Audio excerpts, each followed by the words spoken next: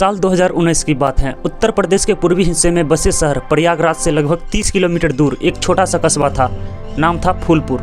उसी कस्बे की एक संकरी गली में मिट्टी और ईंट से बना एक साधारण घर था, जहां रहता था अंकित तिवारी नाम का एक युवक।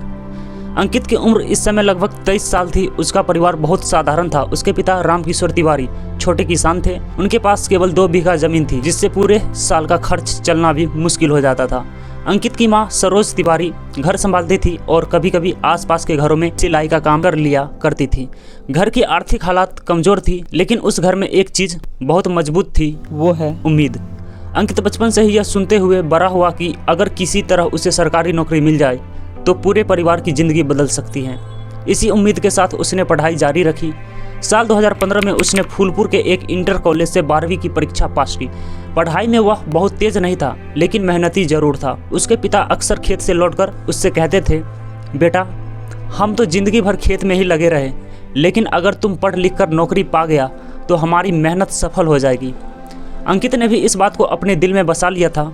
उसने आगे की पढ़ाई जारी रखी और 2018 में प्रयागराज के एक डिग्री कॉलेज से बीए की पढ़ाई पूरी की। ग्रेजुएशन के बाद उसके सामने वही सवाल खड़ा था जो देश के लाखों युवाओं के सामने खड़ा होता है, नौकरी कहाँ मिलेगी। उसी समय उसके कई दोस्त ने उसे सलाह दी कि वह रेलवे की नौकरी की तैयारी करे। भारत में रेलवे की नौकरी को हमेशा से सबसे अस्थिर और सम्मानजनक माना जाता है, क्योंकि यह देश की सबसे बड़ी सरकारी संस्थाओं में से एक है, इंडियन रेलवे।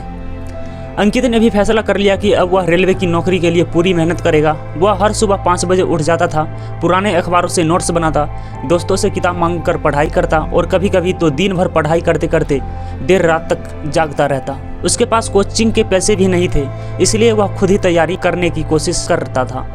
समय धीरे धीरे गुजरता गया। साल 2020 की शुरुआत में एक खबर पूरे इलाके में फैल गई कि रेलवे की नई भर्ती आने वाली है। यह खबर सुनते ही अंकित की उम्मीद फिर से जग उठी। उसने तुरंत आवेदन भर दिया और पढ़ाई और भी तेज कर दी। लेकिन जैसे जैसे परीक्षा की तारीख करीब आती गई, उसे एक बात समझ में आने लगी, इस परीक्षा में प्रतियोगिता बहुत है, यानी कंपटीशन बहुत है। लाखों लोग फॉर्म भर चुके थे और सीटें बहुत कम थी।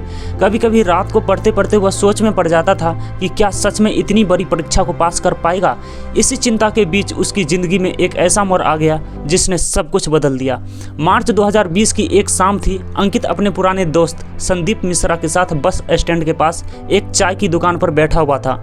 दोनों चुपचाप चाय पी रहे थे और भविष्य की बातें कर रहे थे।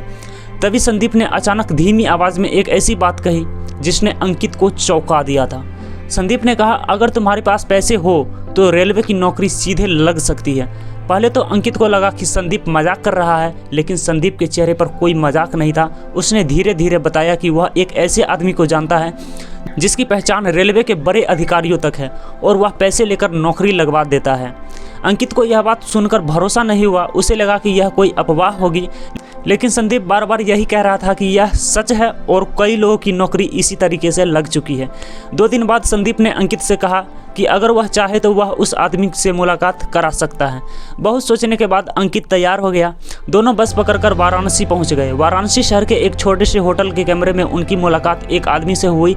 उस आदमी का नाम था राजीव श्रीवास्तव। उम्र लगभग 42 साल थी। साफ सुथरे कपड़े, हाथ में महंगी घड़ी और गले में सोने की मोटी चेन। पहली नज़र में वह किसी बड़े कारोबारी जैसा लग रहा था। कमरे में बैठते ही उसने बिना किसी घुमाव फिराव के सीधे अंकित से पूछा, रेलवे में नौकरी चाहिए? अंकित ने हल्की आवाज़ में कहा, हाँ। उसके बाद राजीव कुर्सी पर पीछे टिक गया और मुस्कुराते हुए बोला, नौकरी मिल सकती है, लेकिन खर्चा बहुत आएगा। अंकित ने घबराकर पूछा, कितना? राजीव ने एकदम शांत आवाज़ में कहा, 15 लाख रुपए। यह बात सुनते ही अंकित कुछ क्षणों के लिए बिल्कुल चुप हो गया। 15 लाख रुपए उसके परिवार के लिए किसी सपने से भी बड़ी रकम थी। उसके पिता ने जिंदगी भर शायद इतने पैसे एक साथ कभी नहीं देखे थे। अंकित ने हिम्मत करके पूछा, इतने पैसे क्यों लगेंगे? राजीव ने धीरे धीरे समझाना शुरू किया। रेलवे में भर्ती के दौरान कई जगह सेटिंग करनी पड़ती है। परीक्षा केंद्र से लेकर मेडिकल और फाइनल लिस्ट तक सब जगह लोग जुड़े होते हैं। उसने यह भी दावा किया कि अगर पैसे दिए जाए तो परीक्षा में असली उम्मीदवार की जगह दूसरा आदमी बैठ सकता है और पूरी प्रक्रिया को आसानी से पार कराया जा सकता है। फिर उसने एक ऐसी बात कही जिसने अंकित के मन में उम्मीद जगा दी। उसने कहा, अगर नौकरी नहीं लगी तो पूरा पैसा वापस मिल जाएगा। कमरे में बैठे अंकित के मन में उस समय हजारों विचार चल रहे थे। एक तरफ उसे लग रहा था कि यह रास्ता गलत है, दूसरी तरफ उसे अपने पिता की थकी हुई आंखें याद आ रही थी, जो हर दिन खेत में मेहनत करते थे। उसे अपने माँ की सिलाई मशीन की आवाज़ें याद आ रही थी। जो देर रात तक चलती रहती थी। उस रात जब अंकित वापस अपने घर पहुंचा तो उसे बिल्कुल भी नींद नहीं आई। उसके सामने एक ऐसा फैसला खड़ा था जिससे उसकी पूरी ज़िंदगी बदल सकता था। उसे बिल्कुल भी अंदाज़ा नहीं था कि जिस रास्ते पर वह कदम रखने जा रहा है वही रास्ते आगे चलकर बहुत बड़ा रेलवे भर्ती घोटाले में बदल जाएगा। और कुछ ही साल बाद इसी मामले की जांच देश की सबसे बड़ी एजेंसियां CBI के हाथ पहुंचने वाली थी। लेकिन उस समय अंकित के दिमाग में केवल एक ही बात घूम रही थी, क्या सच में 15 लाख रुपए देकर रेलवे की नौकरी खरीदी जा सकती है? उसे यह भी नहीं पता था कि उसका यह फैसला धीरे धीरे उसे ऐसे जाल में फंसा देगा जहां से निकलना लगभग असंभव होने वाला था। अंकित तिवारी उस रात देर रात तक जागता रहा। कमरे की खिड़की से आती हल्की हवा भी उसके मन में बेचैनी को कम नहीं कर पा रहा था। उसके सामने बार बार वही शब्द घूम रहे थे, 15 लाख रुपए। यह रकम उसके परिवार के लिए इतनी बड़ी थी कि उसे जुटाने की कल्पना करना भी मुश्किल था। फिर भी उसके मन में एक अजीब सी उम्मीद जन्म ले चुकी थी। अगर सच में यह रास्ता सरकारी नौकरी तक पहुंच सकता है तो शायद उसकी ज़िंदगी भी बदल सकती है। अगली सुबह जब सूरज की हल्की किरणें घर के आंगन में पड़ी तब अंकित ने तय कर लिया कि वह इस बात को अपने पिता से छुपाएगा नहीं। नाश्ते के बाद वह धीरे धीरे अपने पिता रामकिशोर तिवारी के पास गया, जो उस समय खेत पर जाने की तैयारी कर रहे थे। अंकित ने झिझकते हुए सारी बात बताई, वाराणसी की मुलाकात, राजीव श्रीवास्तव का दावा और वह रकम जो नौकरी के बदले मांगी जा रही थी। रामकिशोर तिवारी कुछ देर तक बिल्कुल चुप रहे। उनके चेहरे पर चिंता साफ दिखाई दे रही थी। उन्होंने धीरे से कहा, बेटा यह रास्ता सही नहीं लगता, लेकिन अगर सच में नौकरी लग गई तो तुम्हारा भविष्य बन सकता है, हमारी गरीबी मिट सकती है। गरीब परिवार में अक्सर यह सबसे बड़ी दुविधा होती है, सही और गलत के बीच ही नहीं बल्कि उम्मीद और मजबूरी के बीच। कुछ दिनों तक पूरा परिवार इसी बात पर सोचता रहा। आखिरकार उन्होंने फैसला ले ही लिया कि अगर किसी तरह पैसे जुट जाए तो यह आखिरी कोशिश की जाएगी। इसके बाद अंकित ने राजीव श्रीवास्तव को फ़ोन किया और कहा कि वह पैसे का इंतजाम करने की कोशिश कर रहा है। फ़ोन के दूसरी तरफ से राजीव ने शांत आवाज़ में कहा, जल्दी करना, भर्ती प्रक्रिया ज़्यादा देर नहीं रुकेगी। पैसा जुटाने का सिलसिला शुरू हुआ। सबसे पहले रामकिशोर तिवारी ने अपने 2 बीघा जमीन का एक हिस्सा गिरवी रखने का फैसला किया। गांव के ही एक साहूकार महेश अग्रवाल ने उन्होंने लगभग 7 लाख रुपए उधार दिए। यह पैसा बहुत भारी ब्याज पर मिला था, लेकिन उस समय परिवार के पास दूसरा कोई रास्ता नहीं था। इसके बाद अंकित की मां ने अपनी शादी के समय के गहने निकाल दिए। वह गहने बहुत ज़्यादा नहीं थे, एक सोने की चैन, 2 कंगन, एक जोड़ी झुमके। इन्हें बेचकर लगभग 3 लाख रुपए मिले। बाकी पैसे रिश्तेदारों से उधार लेकर और कुछ बचत जोड़कर किसी तरह 15 लाख रुपए पूरे किए। जून 2020 की सुबह अंकित और उसका दोस्त संदीप मिश्रा फिर से वाराणसी पहुंचे। इस बार राजीव श्रीवास्तव ने उन्हें शहर के एक अलग होटल में बुलाया था। कमरे के अंदर पहले से ही 2 और लोग बैठे थे। उनमें से एक मध्यम उम्र का आदमी था जिसने अपना परिचय अरविंद चौबे के रूप में दिया। राजीव ने बताया कि अरविंद रेलवे के एक अधिकारी के संपर्क में है और वही पूरी प्रक्रिया को संभालेगा। अंकित के हाथ में एक काला बैग था जिसमें 15 लाख रुपए नकद रखे थे। उसका दिल बहुत तेजी से धड़क रहा था। उसे डर भी लग रहा था और उम्मीद भी थी।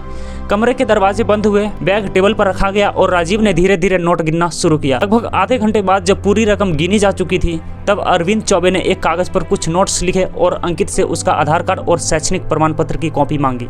उसने कहा कि रेलवे की आगामी भर्ती परीक्षा में अंकित का रोल नंबर और केंद्र पहले से तय कर दिया जाएगा। असली योजना यह थी कि परीक्षा में अंकित की जगह एक डमी कैंडिडेट बैठेगा, ऐसा व्यक्ति जो पहले से कई प्रतियोगी परीक्षा पास कर चुका था और बहुत तेज दिमाग वाला था। उसी के जरिए अंकित का पेपर पास कराया जाएगा। जुलाई 2020 में जब रेलवे की भर्ती परीक्षा की तारीख घोषित हुई तो अंकित को एक कॉल आया। कॉल करने वाले आदमी खुद को अरविंद चौबे बता रहा था। उसने कहा कि परीक्षा केंद्र कानपुर में रखा गया है और सारी व्यवस्था कर दी गई है। अंकित को बस परीक्षा के दिन वहां जाकर अपनी उपस्थिति दर्ज करानी है, बाकी काम उनका आदमी कर देगा। परीक्षा के दिन सुबह अंकित और संदीप ट्रेन से कानपुर पहुंचे। स्टेशन से थोड़ी दूर एक छोटे से लॉज में उन्हें रुकने के लिए कहा गया था। वहीं उनकी मुलाकात उस व्यक्ति से हुई जो परीक्षा देने वाला था। उसका नाम विकास शुक्ला बताया गया था। वह देखने में बिल्कुल साधारण युवक जैसा था, लेकिन उसकी आंखों में अजीब सा आत्मविश्वास दिखाई देता था। विकास ने मुस्कुराते हुए कहा, चिंता मत करो, पेपर बहुत आसान है, 2 घंटे में काम हो जाएगा।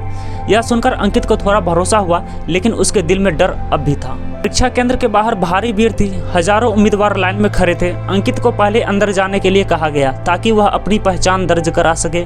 अंदर जाकर उसने बायोमेट्रिक मशीन पर उंगली लगाई और फोटो खिंचवाई। इसके बाद उसे बाहर आने को कहा गया। कुछ देर बाद उसी केंद्र के अंदर किसी तरह विकास शुक्ला को प्रवेश दिलाया गया, जिसने अंकित की जगह पर पेपर देने की जिम्मेदारी संभाली गई थी। करीब 3 घंटे बाद जब परीक्षा खत्म हुई तो विकास बाहर आया और उसने केवल इतना कहा, पेपर बहुत अच्छा गया है। उसके चेहरे पर आत्मविश्वास साफ दिखाई दे रहा था। अगले कुछ महीनों तक सब कुछ सामान्य चलता रहा। अक्टूबर 2020 में जब परिणाम घोषित हुआ तो अंकित का नाम पास होने वाली सूची में था। यह खबर सुनकर उसके घर में खुशी की लहर दौड़ गई। रामकिशोर तिवारी की आंखों में आंसू आ गए। उन्हें लगा कि उनके बेटे की मेहनत रंग लाई है। लेकिन इस पूरी कहानी के पीछे जो जाल बन गया था उसमें कई लोग शामिल थे, दलाल, नकली उम्मीदवार और कुछ ऐसे लोग जिनका संबंध सीधे रेलवे के अंदरूनी तंत्र से था। धीरे धीरे यह पूरा नेटवर्क कई जगहों पर सक्रिय हो चुका था। उधर रेलवे के कुछ अधिकारियों को भर्ती प्रक्रिया में अजीब सी गड़बड़ी दिखाई देने लगी। कई उम्मीदवारों के बायोमेट्रिक रिकॉर्ड और फोटो में सूक्ष्म अंतर दिखाई दे रहे थे। यह अंतर इतना छोटा था कि सामान्य व्यक्ति उसे पहचान नहीं सकता था। लेकिन रेलवे के विजिलेंस विभाग की नजरें बहुत तेज होती हैं। साल 2021 की शुरुआत में यह मामला धीरे धीरे गंभीर होने लगा। कुछ दस्तावेजों की जांच के दौरान अधिकारियों को संदेह हुआ कि परीक्षाओं में डमी कैंडिडेट बैठाए गए हैं। यह संदेह धीरे धीरे एक बड़े शक में बदल गया। उसी समय इस पूरे मामले की जानकारी देश की सबसे बड़ी जांच एजेंसी CBI तक पहुंचने वाली थी। जांच की तैयारी शुरू हो चुकी थी, लेकिन अंकित और उसके परिवार को इसके बारे में कुछ भी पता नहीं था। उन्हें तो बस यही लगा था कि अब उनकी जिंदगी बदलने वाली है। अंकित को उम्मीद था कि कुछ ही महीनों में उसे इंडियन रेलवे में नौकरी की नियुक्ति पत्र मिल जाएगा। लेकिन धीरे धीरे सच सामने आने वाला था और वह सच इतना बड़ा था कि उसमें न केवल अंकित बल्कि कई अधिकारी और दलाल भी फंसने वाले थे। धीरे धीरे समय आगे बढ़ता गया। अंकित तिवारी और उसका परिवार हर दिन किसी नई उम्मीद के साथ उठता था। अक्टूबर 2020 में जब परीक्षा का परिणाम आया और अंकित का नाम पास होने वाली की सूची में दिखाई दिया, तब उनके घर में जैसे एक नया उजाला आ गया था। गांव के लोग बधाई देने लगे। पिता रामकिशोर तिवारी गर्व से कहते फिरते थे कि उनका बेटा अब रेलवे में नौकरी करने वाला है। उस छोटे से घर में पहली बार ऐसा लगा कि शायद अब गरीबी खत्म होने वाली है। नवंबर 2020 के आखिरी में अंकित के पास एक ईमेल आया जिसमें मेडिकल टेस्ट और दस्तावेज सत्यापन के लिए बुलाया गया था। स्थान था प्रयागराज का रेलवे मेडिकल ऑफिस। अंकित उस दिन बहुत खुश था। उसने साफ कपड़े पहने, फाइल में अपने सारे प्रमाण पत्र रखे और सुबह सुबह ट्रेन पकड़कर शहर पहुंच गया। मेडिकल टेस्ट और दस्तावेज जांच की प्रक्रिया पूरी हो गई। उसे बताया गया कि कुछ समय बाद उसे ज्वाइनिंग लेटर मिल जाएगा। दिसंबर 2020 के अंतिम सप्ताह में आखिर वह दिन भी आ गया जब अंकित के घर पर डाक से एक पत्र पहुंचा। वह पत्र इंडियन रेलवे की तरफ से था। उस पत्र में लिखा था कि उसे रेलवे ग्रुप डी पद पर प्रशिक्षण के लिए बुलाया जा रहा है। उस दिन उसके घर में मिठाई बटी। माँ सरोज तिवारी की आंखों से खुशी के आंसू रुक नहीं रहे थे। पिता ने पहली बार महसूस किया कि शायद उन्होंने जो कर्ज लिया था अब वह चुकाया जा सकेगा। जनवरी 2021 में अंकित को प्रशिक्षण के लिए भेजा गया। शुरुआती दिनों में सब कुछ सामान्य लग रहा था। वह अन्य नए कर्मचारियों के साथ ट्रेनिंग ले रहा था, लेकिन उसी समय रेलवे के अंदर कहीं और एक अलग ही कहानी चल रही थी। भर्ती प्रक्रिया से जुड़े कुछ अधिकारियों को कई उम्मीदवारों के दस्तावेज में हल्की फुल्की असमानताएं दिखाई देने लगी थी। कुछ उम्मीदवारों के बायोमेट्रिक रिकॉर्ड और प्रशिक्षण के समय की तस्वीरें में फर्क दिख रहा था। यह फर्क इतना छोटा था कि सामान्य व्यक्ति शायद उसे न पहचान पाए, लेकिन रेलवे के विजिलेंस विभाग को यह बात खटक गई। फरवरी 2021 में इस मामले की शुरुआती जांच शुरू हुई। कुछ फाइलें फिर से खोली गई। कई उम्मीदवार के परीक्षा रिकॉर्ड दोबारा जांचे गए। इसी दौरान कुछ ऐसे नाम सामने आए जिनके परीक्षा केंद्र, फोटो और बायोमेट्रिक रिकॉर्ड में अजीब सी समानताएं और अंतर दिखाई दे रही थी। मामला धीरे धीरे गंभीर होता जा रहा था। अप्रैल 2021 में रेलवे के अधिकारियों ने इस पूरे मामले की विस्तृत रिपोर्ट तैयार की और इस देश की सबसे बड़ी जांच एजेंसी CBI को भेज दिया गया। इसके बाद जांच का दायरा तेजी से बढ़ने लगा। कई शहरों में छिपे हुए नेटवर्क की जानकारी मिलने लगी। दलालों, नकली उम्मीदवार और कुछ कर्मचारियों के नाम सामने आने लगे थे। जांच अधिकारियों ने सबसे पहले उन लोगों पर नजर रखनी शुरू की जो भर्ती प्रक्रिया में संदिग्ध पाए गए थे। धीरे धीरे कॉल रिकॉर्ड्स, बैंक लेन देन और यात्रा विवरण की जांच की गई। इसी जांच में राजीव श्रीवास्तव और अरविंद चौबे का नाम सामने आया। कई कॉल रिकॉर्ड से पता चला कि वे अलग अलग उम्मीदवारों से लगातार संपर्क में थे और भर्ती परीक्षा के समय कई शहरों में वे एक्टिव थे। जून 2021 में वाराणसी और कानपुर में कुछ गुप्त निगरानी शुरू की गई। जांच अधिकारियों को शक था कि यही शहर इस पूरे नेटवर्क का मुख्य केंद्र था। कई हफ्तों तक जानकारी जुटाने के बाद आखिर वह दिन भी आ गया जब कार्रवाई का फैसला लिया गया। सुबह लगभग 5 बजे की ठंडी हवा में अचानक कई गाड़ियों का काफिला वाराणसी के एक इलाके में पहुंचा।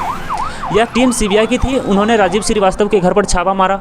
घर की तलाशी के दौरान कई नकली दस्तावेज, पहचान पत्र और भर्ती से जुड़े कागजात बरामद किए गए। कुछ लैपटॉप और मोबाइल फोन को भी जब्त किया गया जिनमें कई उम्मीदवारों से हुई बातचीत के रिकॉर्ड मौजूद थे। उसी दिन कानपुर में भी एक दूसरी टीम ने अरविंद चौबे को उसके घर से हिरासत में लिया। पूछताछ के दौरान धीरे धीरे पूरा नेटवर्क सामने आने लगा। यह खुलासा हुआ कि कई प्रतियोगी परीक्षाओं में डमी कैंडिडेट बैठाए जाते थे और इसके बदले उम्मीदवारों से 10-15 लाख रुपए तक वसूले जाते थे। कुछ ही दिनों में जांच का दायरा और तेजी से बढ़ गया। उन उम्मीदवारों की सूची बनाई गई जिन्होंने इस नेटवर्क के जरिए परीक्षा पास की थी। उसी सूची में अंकित तिवारी का नाम भी था। जुलाई 2021 की एक सुबह अंकित ट्रेनिंग से लौटकर अपने कमरे में बैठा हुआ था जब अचानक दो लोग उसके पास पहुंचे। उन्होंने अपना परिचय सीबीआई के अधिकारियों के रूप में दिया और उससे कुछ सवाल पूछने लगे। शुरू में अंकित घबरा गया, उसे समझ नहीं आ रहा था कि आखिर क्या चल रहा है। लेकिन जब अधिकारियों ने उसे फ़ोन कॉल रिकॉर्ड्स और पैसे के लेन देन के बारे में बताया तब धीरे धीरे सारी सच्चाई सामने आने लगी। अंकित ने आखिरकार मान लिया कि उसने नौकरी पाने के लिए 15 लाख रुपए और परीक्षा में उसकी जगह दूसरे कैंडिडेट को बैठाया गया था। उसके बाद जांच तेजी से होने लगी। राजीव श्रीवास्तव, अरविंद चौबे और कई लोगों को गिरफ्तार कर लिया गया। कुछ रेलवे कर्मचारियों से भी पूछताछ की गई जिन पर इस पूरे नेटवर्क में शामिल होने का शक था। अंकित के लिए यह सब किसी बुरे सपने जैसा था। जिस नौकरी के पाने के लिए उसने परिवार से इतना बड़ा जोखिम उठाया था वही नौकरी अब उसके लिए सबसे बड़ी मुसीबत बन चुकी थी।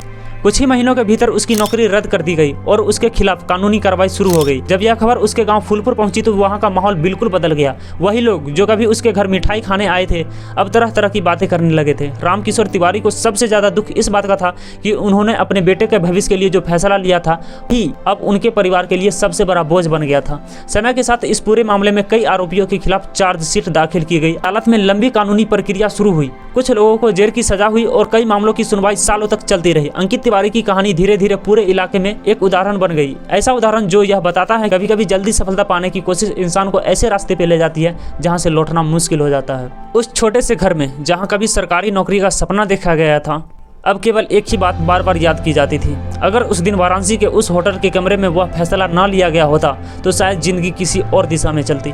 और इसी के साथ यह कहानी खत्म होती है। एक ऐसे सपने की कहानी जो उम्मीद से शुरू हुआ लेकिन अंत एक बड़े सच को सामने ले आया। तो दोस्तों यह कोई कहानी नहीं है, यह एक सच्ची कहानी है और इस कहानी से हमें यही सीख मिलती है कि सफलता देर से ही सही लेकिन जल्दीबाजी के चक्कर में कोई गलत काम नहीं करना चाहिए, क्योंकि गलत काम का नतीजा हमेशा गलत ही होता है, भले ही आज नहीं तो कल मिलता है। देर से बनो लेकिन अपने दम पर बनो। अगर आपको यह कहानी अच्छी लगी तो इस वीडियो को एक लाइक जरूर कीजिएगा और मिलते हैं एक ऐसी ही सच्ची कहानी के साथ। तब तक के लिए ओके बाय।